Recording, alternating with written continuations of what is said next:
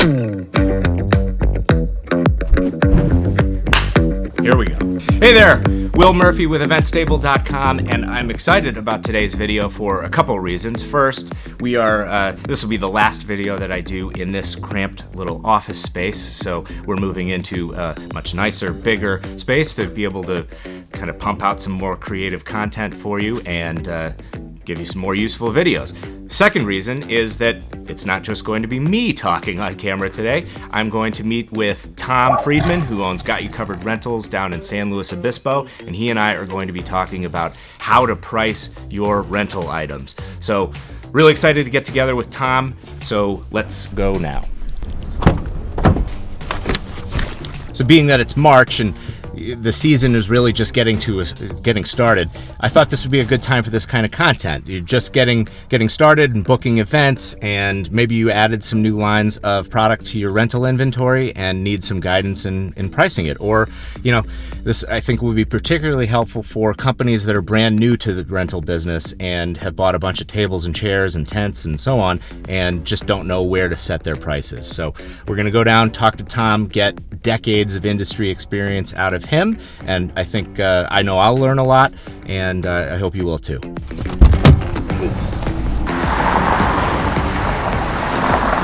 We're here, Got You Covered Rentals, San Luis Obispo, California. Let's go see Tom. Marlon! Oh my goodness, here we go. Movie star action, brother. Dressed up for you all for today. What's up, brother? Here we go. What's up, buddy? How you doing? Good to see you. Good to see you. Come on, you ready for this? Drop some knowledge on my audience? Sounds good.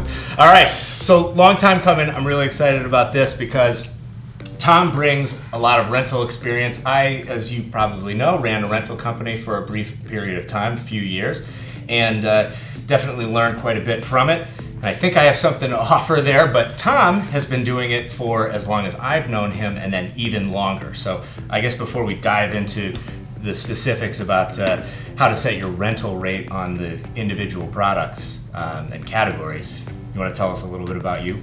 My name's Tom Friedman. I grew up in this industry, third generation. Grandfather started a rental business in LA in 1954.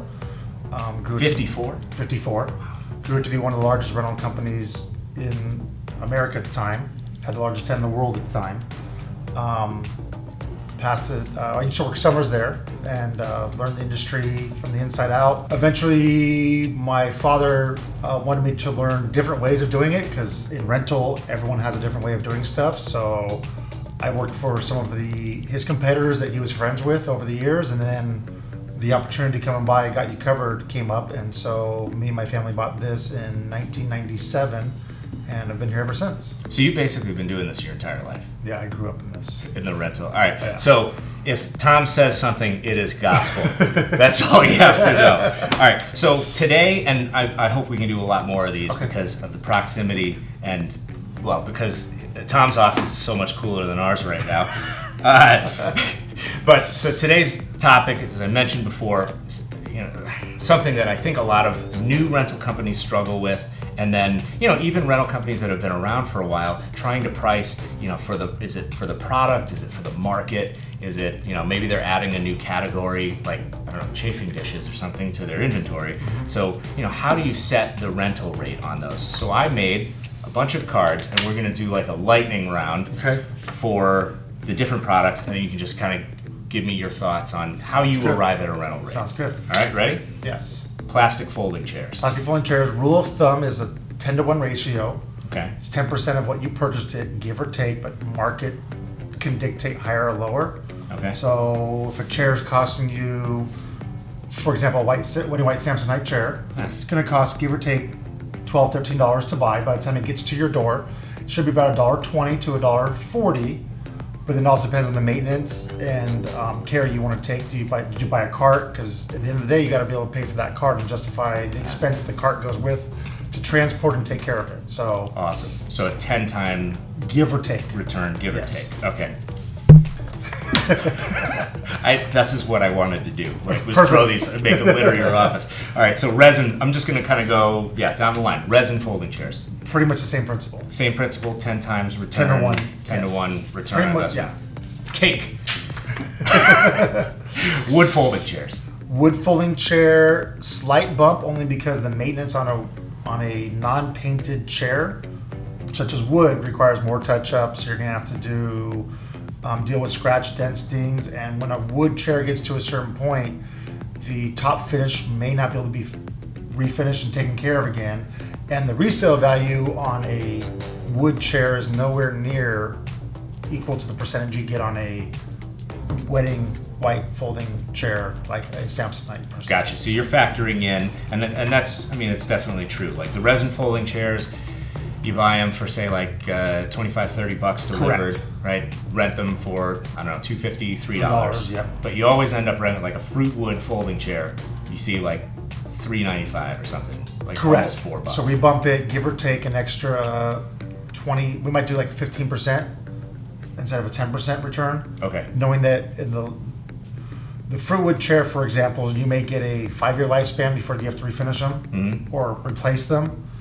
Where a resin padded chair, you may get 10 to 15 years out of that same chair. Right, and perfect point. All right, that validates it all. Okay, folding tables. Folding tables, first off, there's a major price variance in the purchase price of a folding table, more than a chair. Mm-hmm. You get an 8-foot banquet table, for example, probably as low as $55-$60, up to, I'd say, $120 a table. So there's a huge variation. Difference being, a $120 table will most likely last you twice as long, 3 times as long.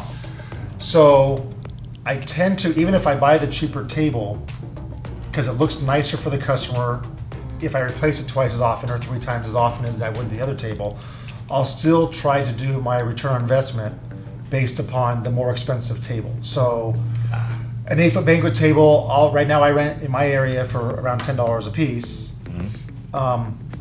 Even though I may not buy the $120 table that may last 20 years, I'll buy the less expensive table with an estimated replacement plan every 8 to 10 years. And you do that so it just stays It nicer looks looking. fresher. Even the other table may last longer. Aesthetically, it doesn't look as pleasing as you get to past the 8-10 year mark. Gotcha. Okay, so there you're probably at about somewhere about 8 to 10% Correct. return. Correct. Okay. But an 8-foot table is usually one of your better return on investments. So $9 or $10. Yes. At least in our market here. All right. Almost. All right, next. Stacking chairs, Shivari chairs, crossback chairs. Usually a higher return on investment, however, very susceptible to fads. Yeah. I look back a couple years ago, gold was hot. It was something that I, at the time, didn't get into. The fad changed to silver for 2 years and went back to gold. Yeah. It's just very...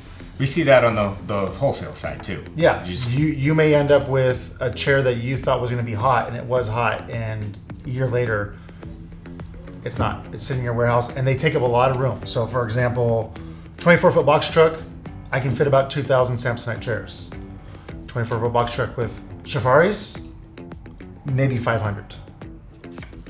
That's going in the Instagram highlights. That's awesome. People are always wondering how much space the things take up, and that you have to factor that in. Yeah. The warehouse space, Yeah. the delivery truck space, like all of that. And that's why a Shivari chair, even though it might cost the same as a high-end folding chair or something, that's why it's more expensive. You'll laugh at this. When I worked at Grand Affair Rentals in Santa Barbara, the Shivari chairs didn't stack. Oh. So we had literally one sits this way, one sits this way, one flips around this way, one flips around this way. We can get 6 high. Yeah. But we knew how to make them stack to get the most efficient out of them. Like Tetris. Because they didn't have the cutouts for the legs to fit in. Right. It was before that. That's crazy. Okay, now these are going to get out of order, at least for us. Flatware. Ooh, flatware, you have a lot more care involved with it in the sense of every time it comes back, you have to count it, which is a lot more counting than an 8-foot table. Yeah, you can't put RFID tags on you can't. flatware. You have to wash them, sanitize them, bag them, and then count them when they go out. It's a lot more inventory, a lot more time consuming to count. So your return on investment or your, not return on investment, but your allocated cost to rental, with that, I'm usually 30 to 40%. Okay. Oh, so in theory, you're buying like a flatware set and paying it off in like 3 rentals. In theory, but In you theory, have a lot but more you- labor and expense to clean and maintain that product. Got it. An 8-foot table you may wipe down in between rentals. And so an 8-foot table at $10 a piece, you may spend 30 seconds wiping it down. Yeah. Versus a piece of silverware, Polish. you're gonna polish and clean it, and you're gonna spend 30 seconds for a piece of silverware that's now 40 cents. Right.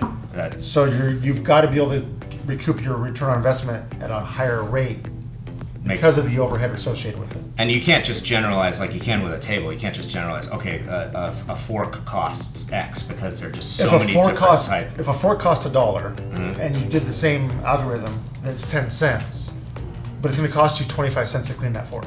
So you have to price it at You 40 have to. cents. Makes sense. I'm gonna hit the camera at one of these. So, all right, so now I've got glassware and chinaware. Is that the same principle for these? Similar, yes. Glassware is a little different only because the breakage is higher. So now it depends on, are you counting them thoroughly enough that you're actually keeping track and billing your customer? Are you doing a damage waiver and allocating it that way? Okay. So there, even if the best counts, you're still going to have some fluctuation of, if a person just placed a $10,000 wedding with you and they lost 3 glasses, you're not going to bill them for 3 glasses. Right. But in theory, you have lost that product and you do have to replace and allocate for that eventually. Right. So you can think about that and like covering it in damage waiver. Sounds like Correct. a future video to me. Well, the other thing is with glassware, the crates to store the glassware are traditionally more expensive than the glasses that are contained within it. Oh, that's right. So now you've got your return on investment on a crate that you're receiving no income for. Kind of like the folding chair in the cart thing. Correct. You gotta- yeah. But a chair, Yeah. 50 Samsonite stored in a cart, Right. you have $500 into a $50 cart. Right. Glassware, 25 glasses at $3 a piece, $75. That crate's costing you about 60 or 70 bucks. So your breakup is way more expensive for the crate to contain that. Gotcha. Okay. Makes sense. Chinaware is kind of the same idea. A little bit lower only because the crate, you're doing milk crates for the most part. Some people have gone to true divider crates, but if you're doing a milk crate, you're $10 for a crate that's holding 20. So Gotcha. your cost to maintain and store is a little bit less. That makes sense. See, when I was in my rental business, I always just kind of copied you on the pricing. I never really get to. Okay, so I'm gonna hit the pause button on this and split this get together with Tom into 2 videos because I don't want to have to edit anything out. That just so much of what Tom has to say about different rental products and categories is so insightful and I think very, very useful. So I don't want to have to get rid of any of it. I'm going to split it up into a second video that I will publish very, very soon. But in the meantime, please let us know in the comments what you think of this video. Give us a thumbs up if you liked it, and then if you do have any questions for Tom, leave a note in the comments, and I'll relay those to him and try to get an answer in a future video. So thank you very much for watching, and if you don't subscribe to our channel already, please do so. We'll see you in the next one. Thanks a lot.